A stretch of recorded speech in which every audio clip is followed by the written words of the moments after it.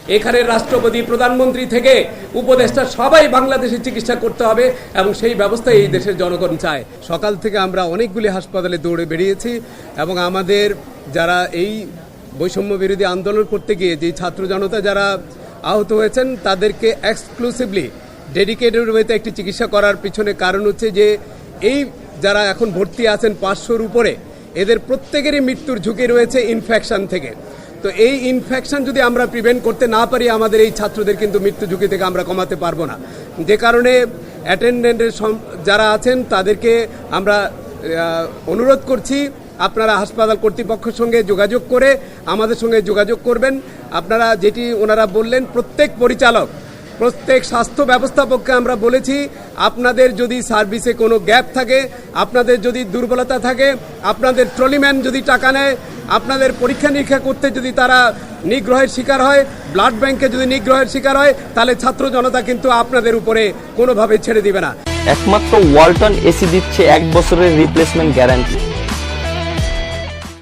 সুতরাং আপনারা আপনাদের অবস্থান থেকে প্রত্যেক পরিচালক স্ব অবস্থানে তার দায়িত্ব যথাযথভাবে পালন করেন, চিকিৎসকরা যার যার যথাযথ দায়িত্ব পালন করবেন এবং প্রত্যেকটি হাসপাতালে একটি অভিযোগ বাক্স খোলা হয়েছে, যেটি লাল একটি অভিযোগ বাক্স থাকবে।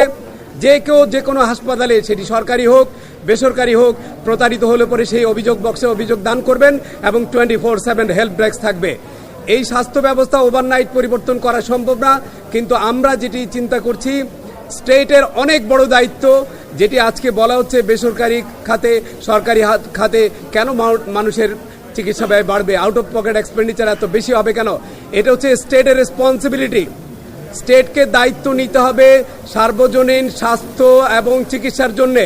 কোনো মানুষেরই নিজের পকেট থেকে স্বাস্থ্য ব্যবস্থা দেওয়ার কথা না, এটি তার মৌলিক দায়িত্ব। সুতরাং এটা রাষ্ট্রীয় একটি ইন্স্যুরেন্স পলিসি করতে হবে, যার মধ্য থেকে সবাই এমপ্যানেল প্রাইভেট হসপিটাল এবং গভর্নমেন্ট হসপিটালে কোনো নাগরিককে যাতে কোনো অর্থ দিতে না হয়। কারণ এই যে আউট অফ পকেট এক্সপেন্ডিচার আপনারা জানেন, বাংলাদেশে এখন 1 লক্ষ ডায়ালাইসিস মেশিন দরকার, 4 থেকে 5 লক্ষ রুগী কিডনি ডায়ালাইসিসে ভুগছে, এন্ড স্টেজ রেনাল ফেলিউরে ভুগছে। তো এত রুগী যারা ডায়ালাইসিস করছেন একজনের প্রতি মাসে 50,000 টাকার বেশি খরচ হয়।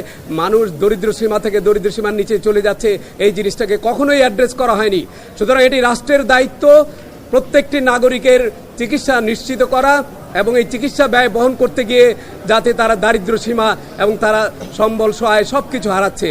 এখানে প্রাইমারি সেকেন্ডারি টারশিয়ারি কেয়ার সর্ব অবস্থায় স্বাস্থ্যের অনেক বড় ধরনের রিফর্ম করতে হবে, প্রিভেন্টিভ এবং প্রমোটিভ সার্ভিস চালু করতে হবে।